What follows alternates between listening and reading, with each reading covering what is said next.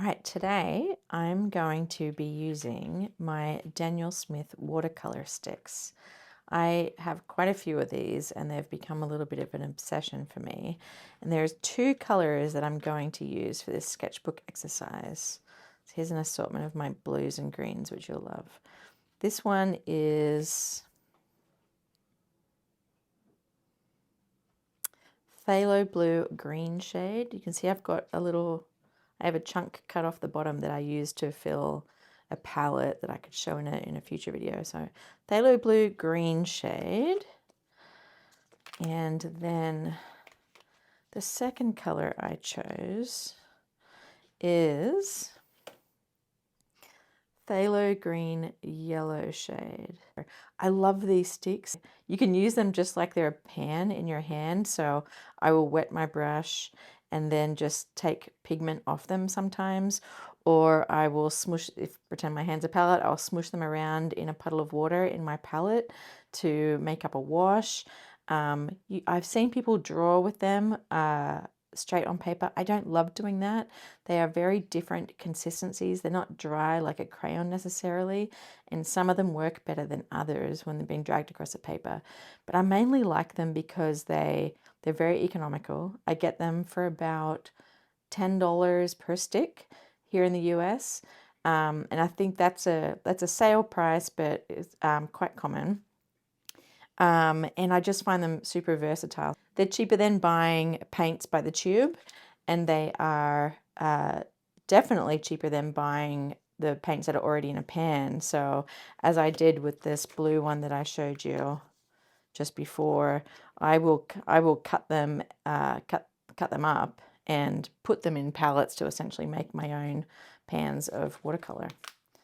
So anyway, they're the two colors. I use these cases. These cases are made by Daniel Smith as well, and you can buy them online. Some sets you can buy of the watercolors come in these sets. So sometimes I've done that because sometimes you'll see a set of 5 fairly cheap, maybe around $37, $38 online. And then I cut these rectangles of paper, watercolor paper, and I swatch each color so that I can see it through. So I see I've just got these stuck inside here. You can see these, the watercolor paper here. I just stick them inside there, these the swatches, so that I can easily see what I've got, because I have many of these cases. Maybe a little too many. Anyhow, this is the brush I'm using for this sketchbook exercise. It's a Princeton Aqua Elite size 10 round brush. This is dry because I've finished and cleaned up. This is the sketchbook I'm using. This is an inexpensive one from Amazon. I think the brand is called Tumuata or something like that. It's 100% cotton paper. It's pretty good. I give you, I guess, a quick sneak peek in some of the things I've done in here, just playing with watercolors, and this was with Derwent Inktense sticks, some acrylics, some inks, you know, just playing with a whole bunch of stuff here. And the other day I was just mucking around with 2 different watercolor sticks. I didn't film this. I was testing out some of the tube paints I have, and then I was like, well, I just feel like painting circles. And what I loved is that I was first seeing these 2 colors. I think this is a quinacridone purple or quinacridone violet, and I think this might be a green gold color, rich green gold. And I kind of wanted to see how they blended together. So I started doing this exercise, and I thought just the transparency and the different layers looked super cool. So I thought, what if I do that with 2 harmonious colors? And so this is what you'll see in the video today. I had a lot of fun making this. It was super relaxing. What I loved about it is that I didn't really have to think about what to paint. I was making circles, and my main focus was making different size circles. Some of them are oval, so I wasn't necessarily always consistent, which is fine. And I was playing with different lights and darks, so you can see lots of different layers here of the really trying to show the transparency of the colors. And some I did just with the phthalo blue, some with just the phthalo green yellow shade. And then sometimes I mixed the colors straight with the brush on top of the sticks. And so I hope you enjoyed the making, seeing the making of this. And see just how relaxing and lovely it was just to practice this little exercise in watercolors in the sketchbook. So enjoy.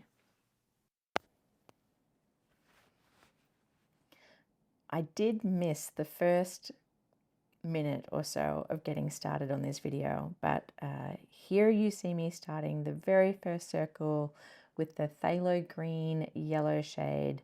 And I really, at this point, didn't have too much of a plan other than to kind of replicate the idea that I showed you just earlier of the rich green gold and the quinacridone violet, I think it was. I just wanted to test that out and see what it would look like with these two colors. I'll tell you why I picked these two colors. What I do know is that you can make a lovely phthalo turquoise color. You can mix it yourself by mixing Daniel Smith's phthalo blue green shade and phthalo green blue shade. And I love turquoise. It's one of my favorite colors. There's just something about it that, I just love the energy of it.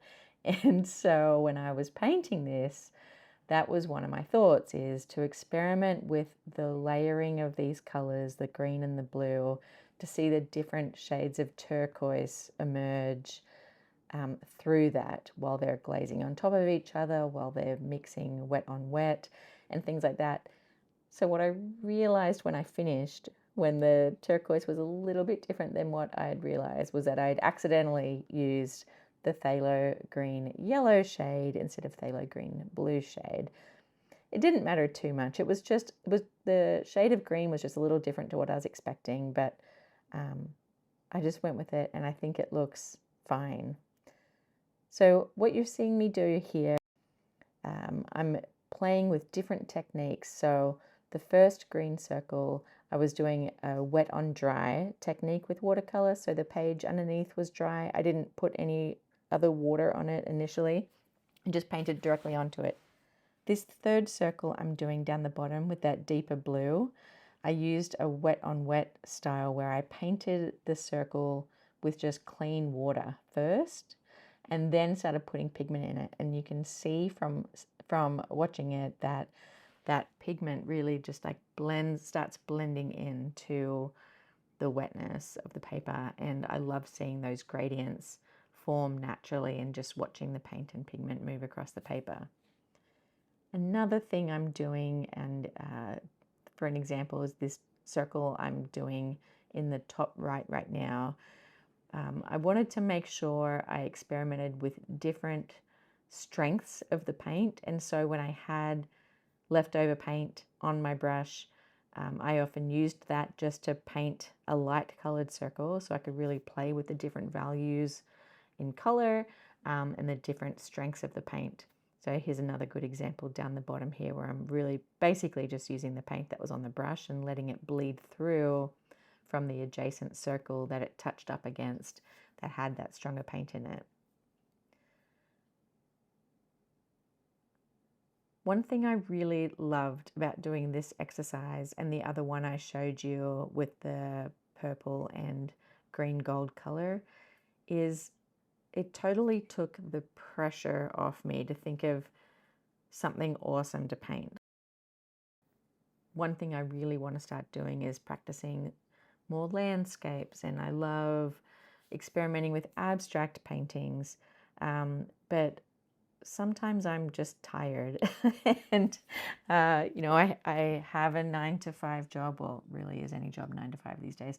I have a full-time job that is not related to anything to do with art, and what I have found over the last year and a half or so is that the more I paint or draw or just do creative things where I'm making something, the better I deal with stress, the better I feel just in general. I'm happier.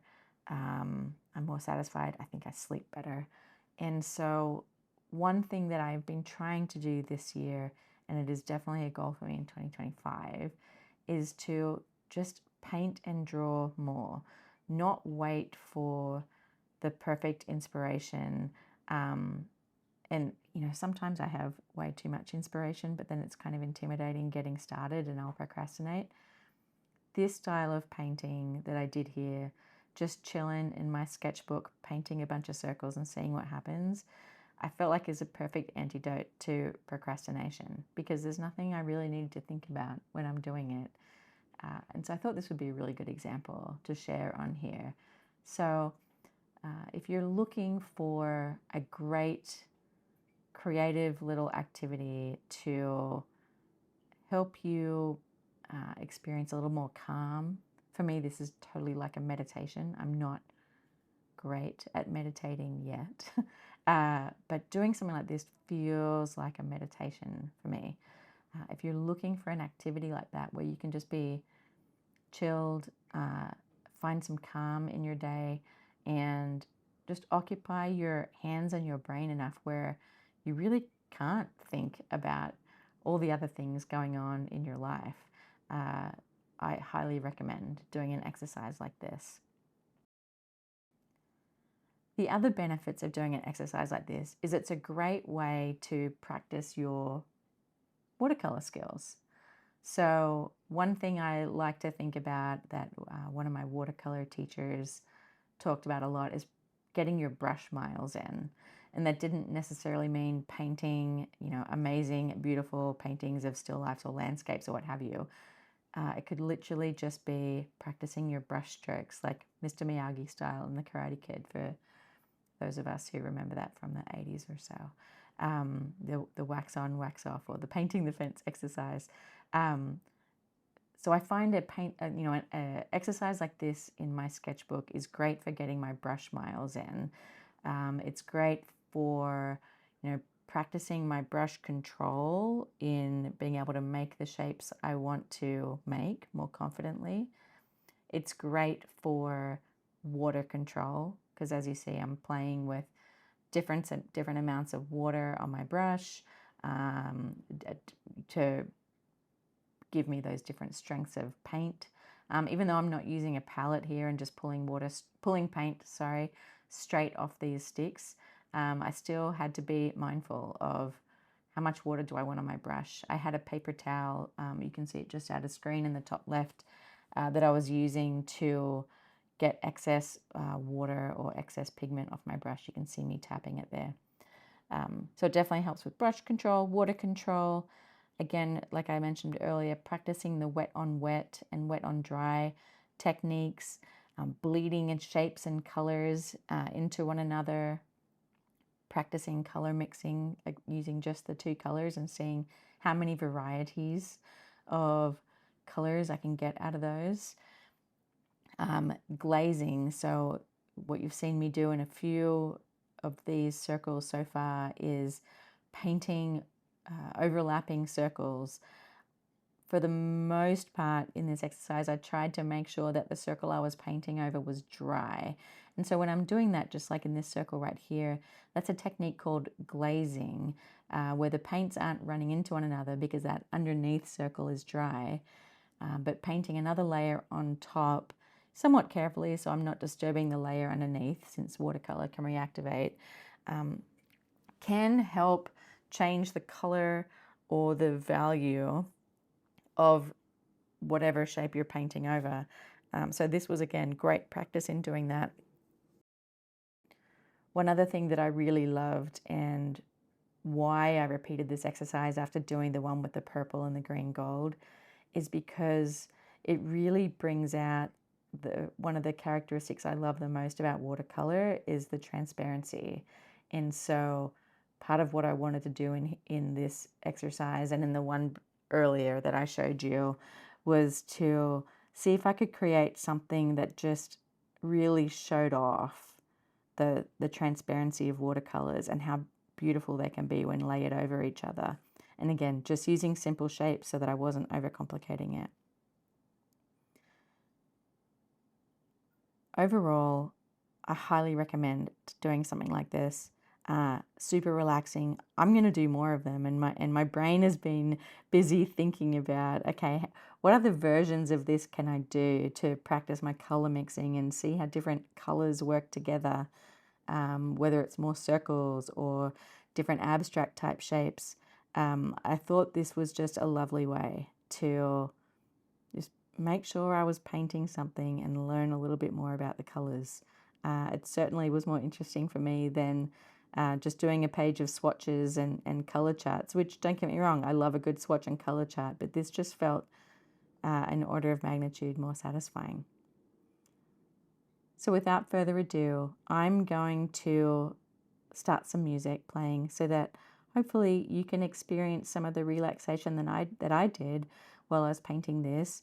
And I highly recommend, if you've got some time, use this next 20 minutes of my video to press pause, grab some watercolor paper and your paints, and just try some simple shapes and overlapping and blending of colors, and let me know how you go with it.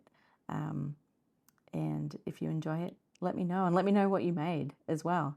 I'd love to hear about it, and maybe we can do more of these together as a community.